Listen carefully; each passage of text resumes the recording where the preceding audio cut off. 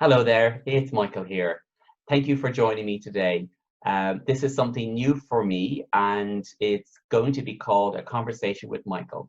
And my first guest today is a gentleman called Kaur Lass, and he is the Managing Director of Wellness Orbit. So you're very welcome, Kaur, and thank you for joining me in this conversation with Michael for the very first show on this day. Thank you very much, Michael, for inviting me. I'm delighted to be here. You're very welcome.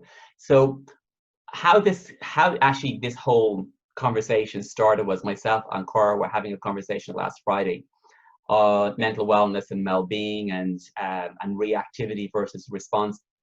And the conversation was just so mind-boggling and in terms of enlightening and something that is, I think, touches everybody's heart at the moment in terms of how we react to situations versus how we should respond to a situation.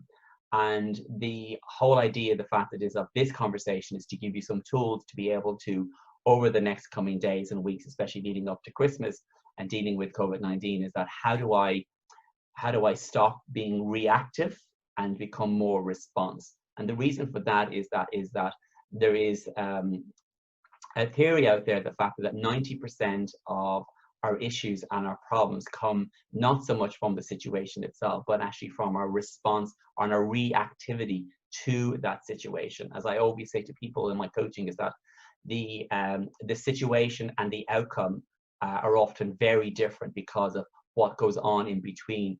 And a lot of what goes on in between is our reactivities. So great to have you, and let's start with this great topic in terms of helping people. Yeah, indeed, Michael. I think so. Reactivity can be said. It consists of two parts. There is a re, and there is activity. Okay. Re means that something happens before. Somebody is saying something to you, and then you react. And the issue was a problem with reactivity is actually quite simple. It's automatic.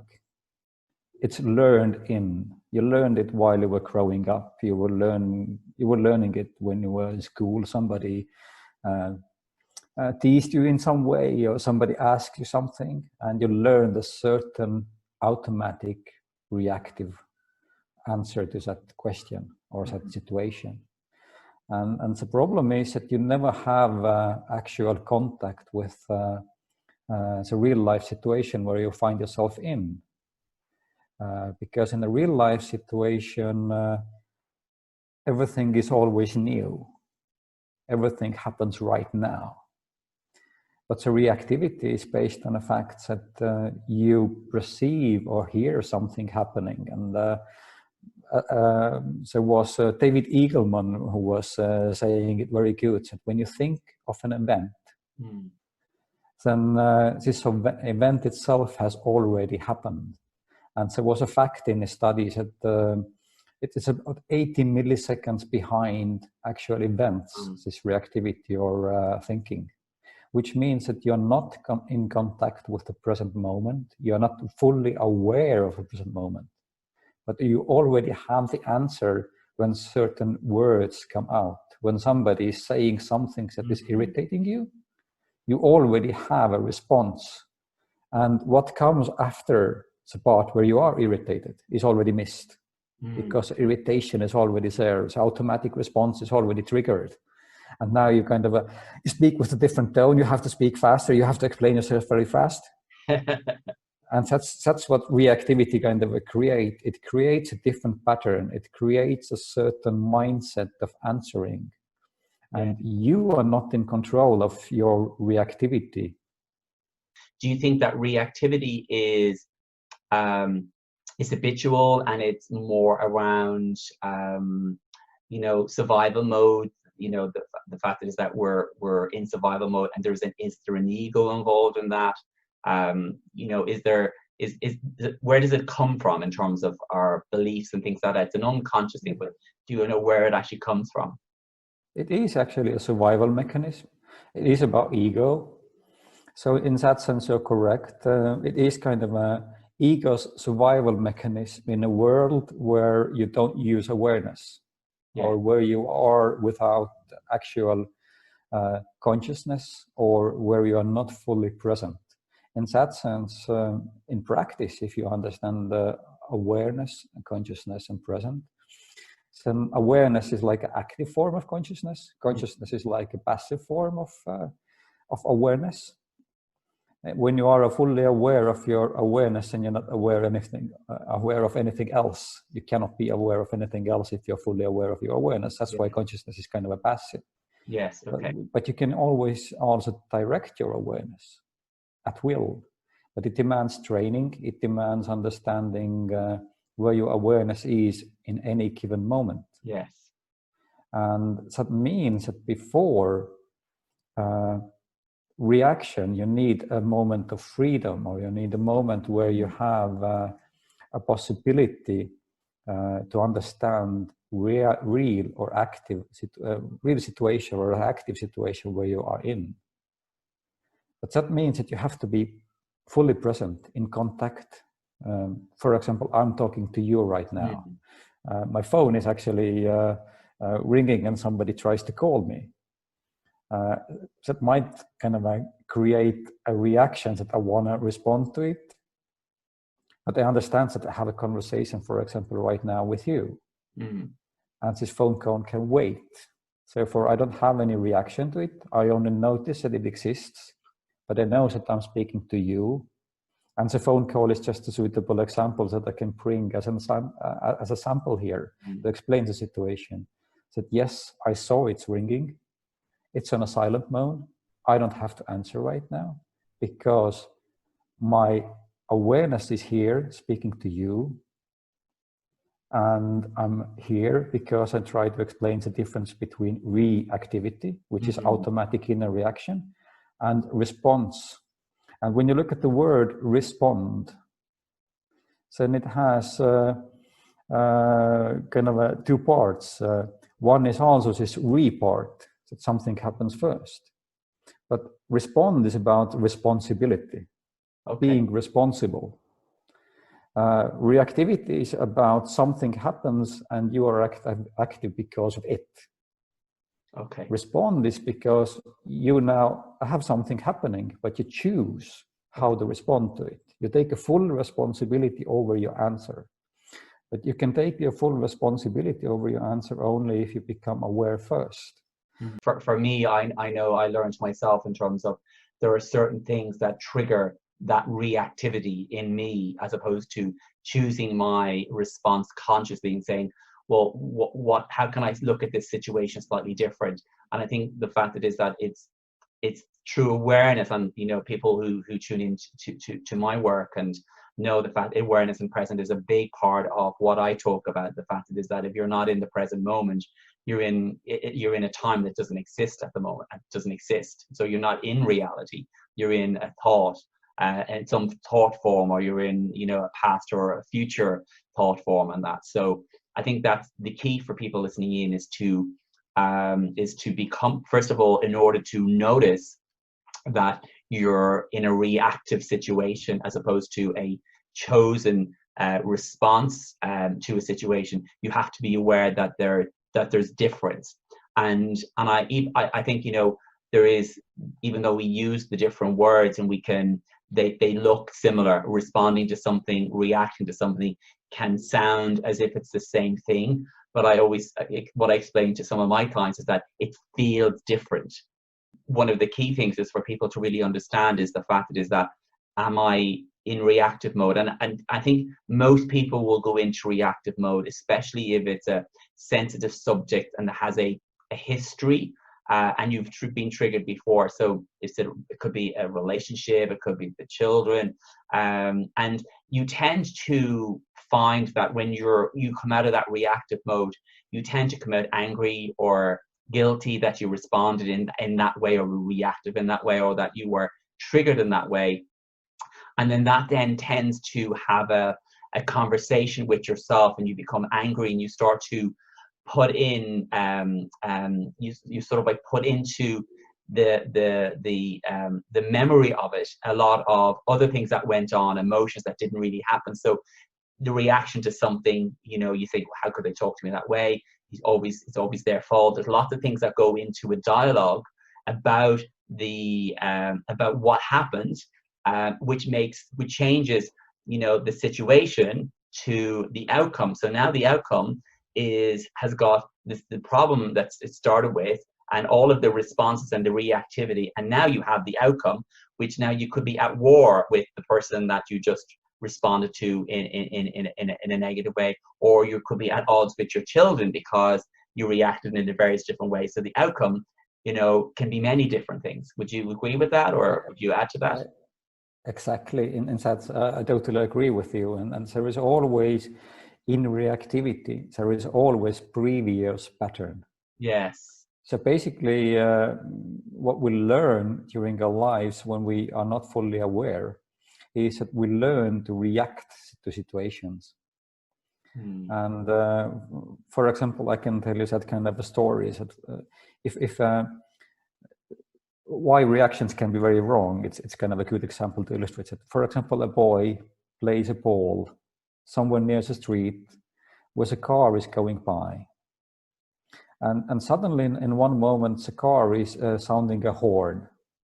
And it's not at all related to this boy playing the ball on a field of grass. It's totally related to somebody, for example, passing the car, or to other car passing him, or something like this. Not at all to the boy, but the boy happens to fall down in a minute that the car is sounding the horn, and is getting hurt. And now the reaction that is trained in is that if there is a sound of a horn, I will get hurt. Even the sound of a horn and getting hurt were not related at all. Falling down and getting hurt and the sound of a car horn were unrelated. But reactivity causes a problem that when it's automatic, then there is a trigger. And somehow our mind very often picks up that there is a sound, this sound of a car horn and falling down are now connected. And that's why when you kind of react automatically, you have something that comes also up emotionally. So that's why you kind of change the tone of a voice, you get angry, or instead kind of a peaceful and passive. And maybe close your eyes and feel that, no, I don't want to talk about it. It's not for me. And very often when you see a reactivity, there is two things. One is the things that is said, and say the other one is corresponding emotion. And if there is this kind of a connection, then you lack freedom. Emotion kind of triggers your thoughts, and your thoughts trigger some kind of emotion, and they kind of act as a pair, even they are separate. And we are not able to separate those two components. And that means that, yes, there is outside trigger, outside event, and that triggers our response without thinking. It's automatic. It comes very fast. No, I don't want to go to play on a field of grass because it's dangerous. Why it's dangerous? Cars may sound a horn. And if you start asking them, well, once I played the ball, I fell and I got hurt because of this car. But it wasn't at all because of this car you fell. It was a different reason. Yes. And that's why, for example, in bad family situations and when we work at home, then very often there are several things that happen at the same time. And our brain and our mind is like very fantastic on registering every single event and connecting them. And if awareness is missing in that sequence, then we have actually we are not fully aware of all the components that happen at the same time. We maybe notice only one thing, and only this one thing. Rest of the 4 components that were also important are missing. And if those things are missing, then we have a false information. And that's why this automatic inner reaction is very often false. It may be in some cases adequate. For example, you are crossing the street and car is now sounding a horn. then of course you might be a little bit afraid and go away fast. That's quite adequate. But for example, if you're walking on a sidewalk and a car is driving by and sounding a horn a little bit behind you, then you shouldn't go like this for a moment. So now what happened? It is not about you in this case. It's a totally different event. And the automatic inner reactivity means that we are not able to separate those different events. And that's the problem here. Yeah. And that means that if we are not able to separate them, if we're not able to notice with our awareness all the components, then that means that we cannot take really responsibility over our what happens next after the trigger is kind of triggered. And that's why, for example, this taking a moment and taking a breath, becoming in contact with reality, like I said, is one thing. Many people who go to take yoga practices or have had any kind of awareness or mindfulness lessons can also apply becoming aware, because awareness is not your thinking. Awareness is not about your emotions. Awareness is always closer to you than your emotions or your thoughts. It's a silent state. It's a state that enables to notice. And when you have this moment before reaction, if you can take this moment of really becoming in contact with the reality, then you can take always responsibility how you respond. So it comes like there is a two part of responsibility. There is like there's a two parts of responding. There is responsibility, you know what you do, and then there is a response, which is an aware response. Yeah. Okay. I think, I think one of the challenges that most people face, and I know this from my own personal experience as well, is that we tend to live unconsciously a lot of our day. And so we're not aware of what's going on, and to give people an example of that is that driving, anything that we do that is regular, a habit, driving to work or being on a train to work, you tend to start off at one place, and then you are conscious at one end of the journey, and then you are conscious at the other end of the journey. Something happens that takes you out of unconsciousness, which is you're in a train of thought of some sort. You're in your head in some shape or form, and you've missed out on a lot of the things that have happened in that 30-minute, 40-minute journey.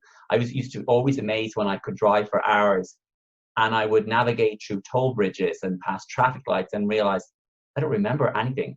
I don't consciously, obviously, I remembered going through various different things, but I didn't have an awareness of what I had gone through and experienced. And I think for people they're reacting based on the fact that most of their day is unconscious. They're not present in what's going on. One thing here? Yes.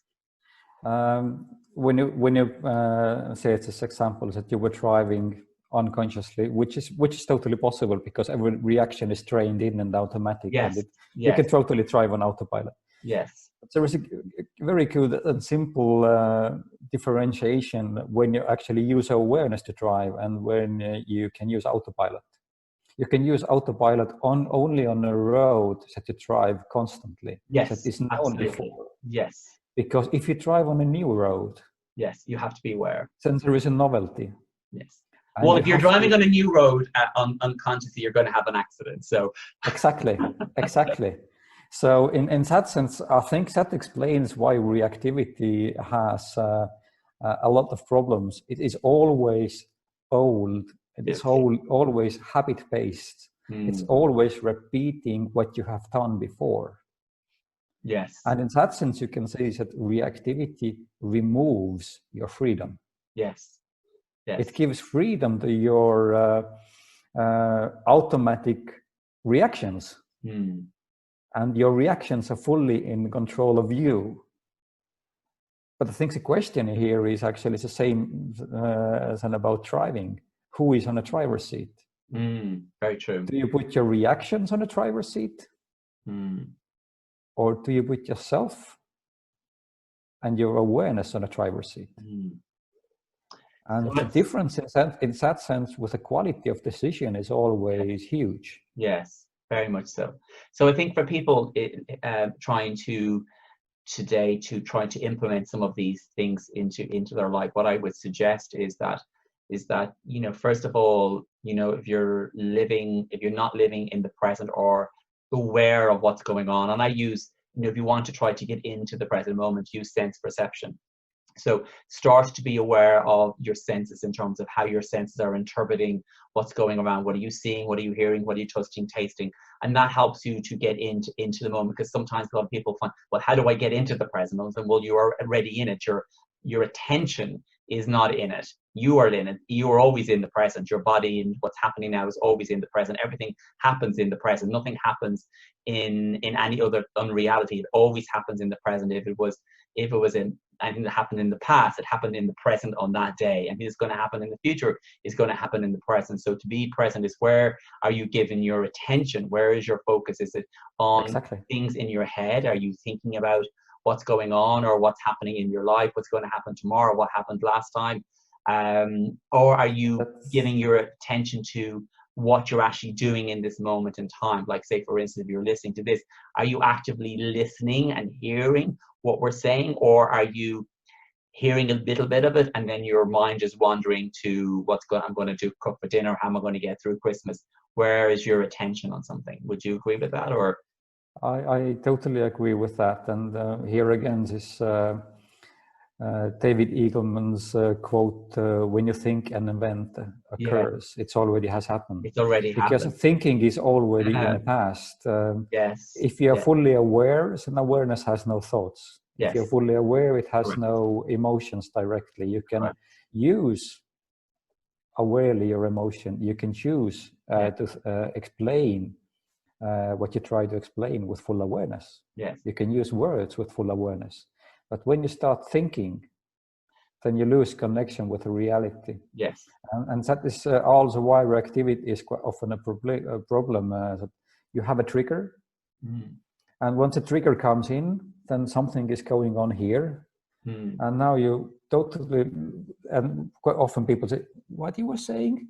What was the problem?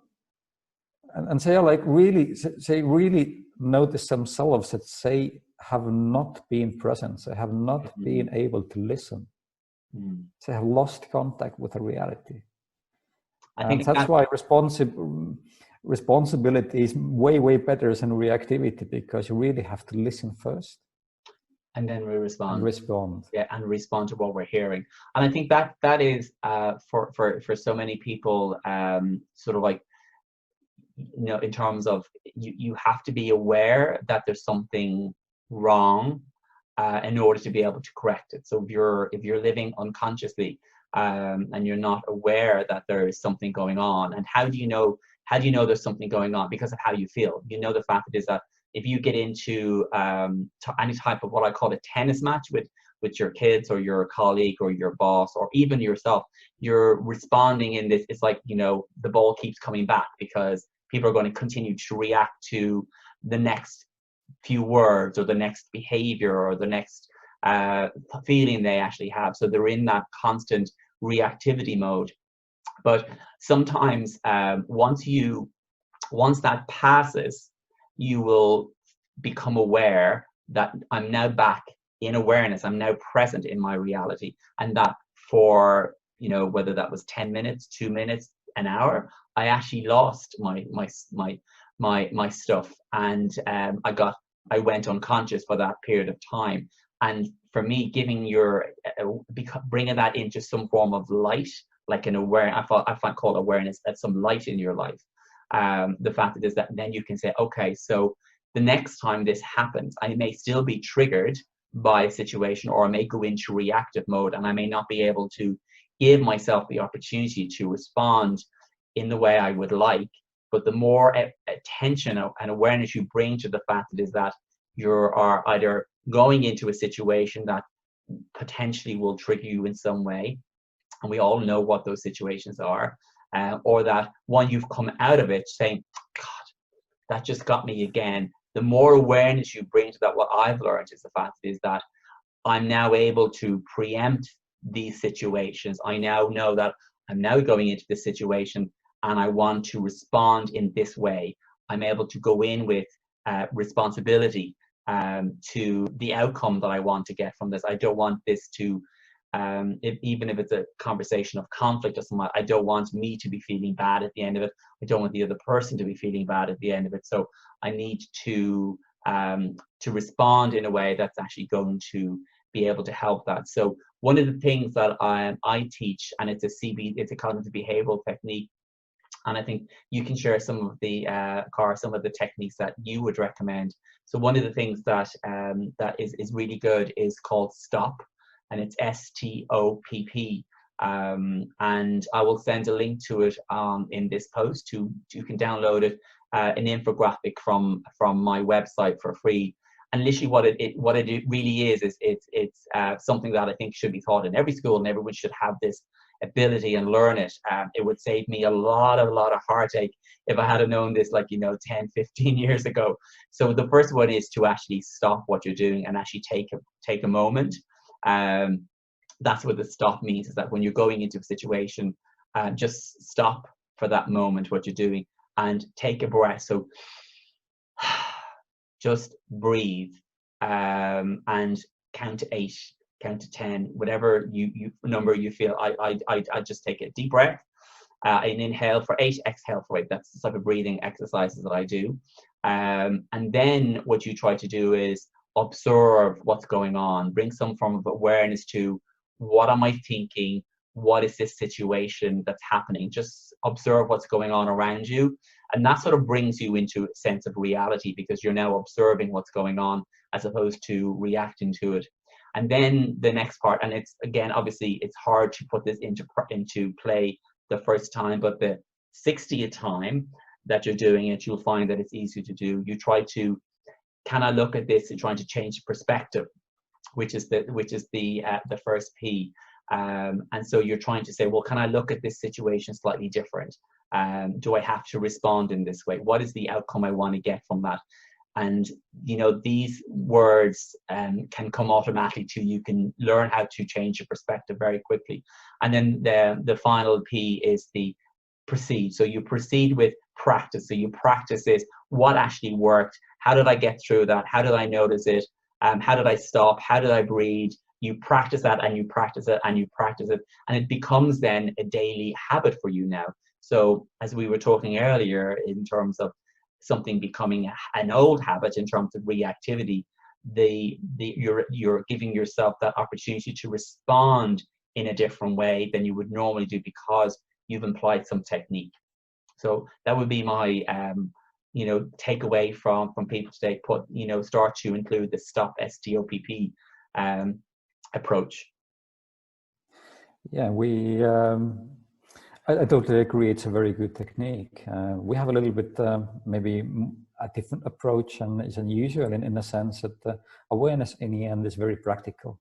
And I can bring you just a very simple things that everybody is able to do. Okay. And it always includes awareness. You just notice something. Okay. You don't comment it. When you notice, for example, that there is a pencil. Okay. So first things that comes first is just noticing that there is a pencil. You don't think that, oh, he's showing a pencil. But you notice that there is a pencil. Yes. Whatever the object is, if you notice it, you're using awareness. And I think people are just not aware that they are using awareness in a novel situation. They always also, for example, when they notice something, it's already involving awareness. And what we have in wellness orbit training as a systematic approach is a training about intrapersonal skills. Okay. For example, you can say that there are interpersonal skills in between how two people are communicating. Yes. But there are also skills that I have within my own mind. They are not out there, they are within me. They are always with me. And in Wellness Orbit, we focus on training interpersonal skills, such as noticing, such as using creativity at will, such as being able to notice different kind of feelings that you have, such as being able to think awarely. So in that sense, if you go and look at wellnessorbit.com, there is a subpage which is about awareness and interpersonal skills. So there are many examples that you can read about. And we also explain quite well what is the difference between awareness, what is the difference between mindfulness, what is consciousness, and what are interpersonal skills, and how you can apply those in daily life.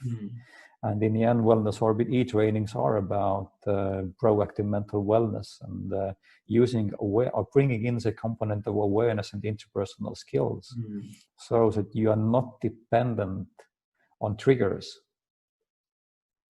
And I think, you know what it is? It's sometimes, I do find this, and I had this interesting conversation with a colleague there last week, and I think we broached it as well last week when we were talking, is that sometimes people are looking for a complicated solution. They're looking for, you know, when I say to sometimes my clients, and I write about, you know, awareness is a very powerful tool to, you know, to take you out of your head and take you out of cognition, and they want something more scientific or more complicated. It couldn't just be as simple as trying to be present and being aware. And I always say awareness is the gift that keeps giving, and being present in your life is, if you're present and you are able to see the opportunities that are around you, because you're not caught up in the opportunities that you missed or the opportunities that will come next week. Anything that's coming into your life is coming in this moment.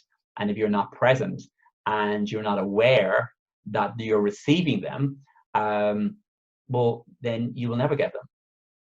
Exactly.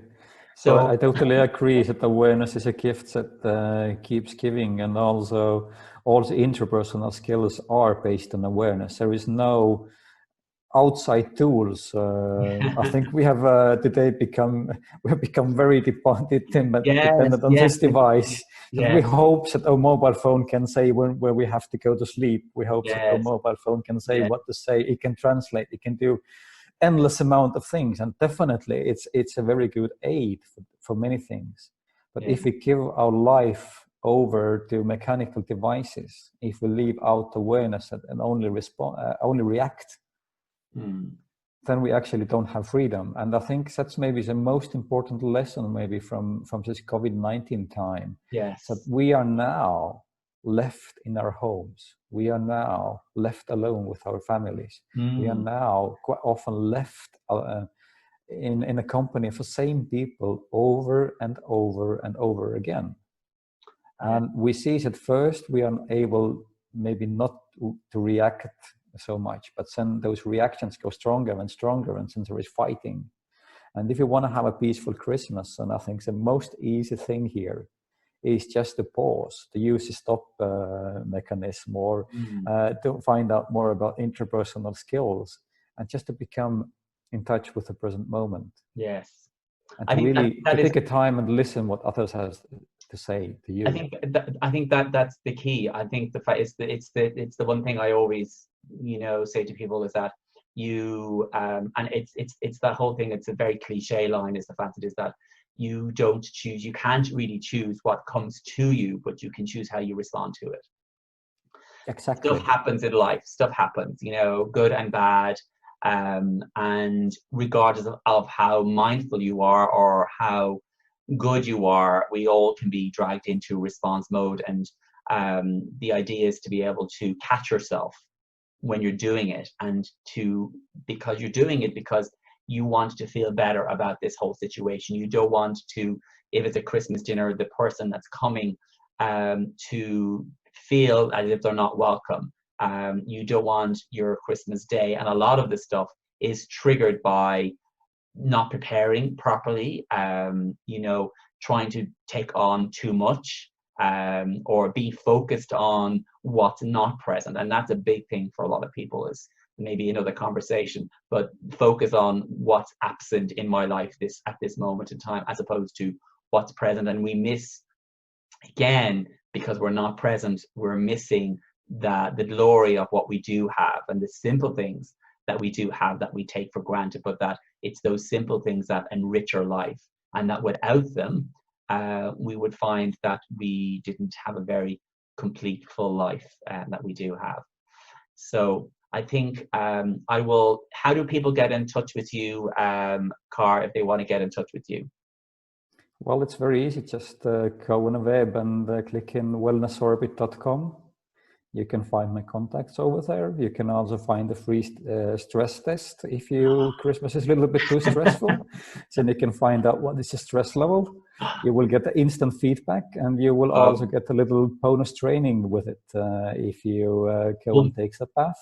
Well, maybe maybe if we stay in down the links below the video, we'll sort of like give them a link to that stress test, because I think there are a lot of people wanting to test their stress levels before they go into the week leading up to Christmas, and so to be able to prepare themselves, if you feel you're going to be stressed over Christmas, prepare for that stress in terms of, what am I going to do when I get stressed? What am I going to do?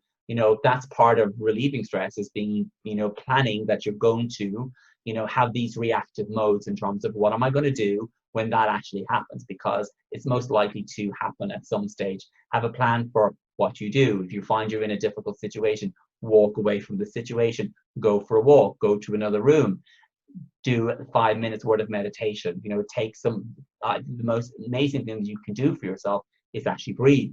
When you're in any difficult situations, the one thing we don't do is actually breathe.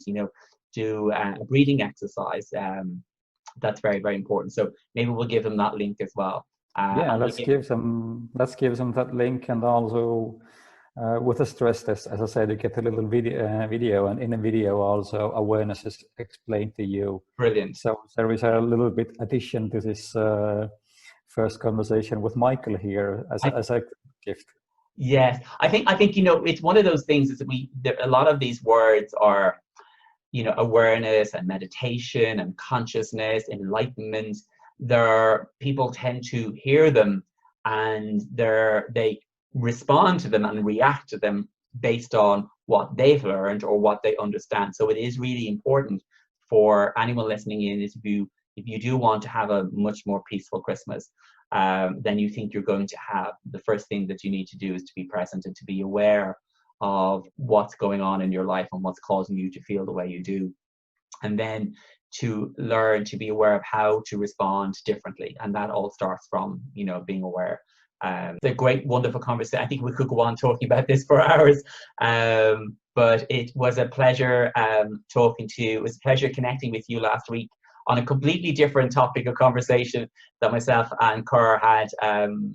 We met through LinkedIn. And we had a different conversation last week, but what evolved from that was a conversation that we were having today around reactivity, and reactivity versus response, and aware response. And thank you for sharing your knowledge and your wisdom and your time today. And we'll say goodbye to everybody, and thank you. We'll hope I'll talk to you again on another conversation with Michael another day. Thank you. Thank you, Michael, for inviting me, and everybody have a very good Christmas.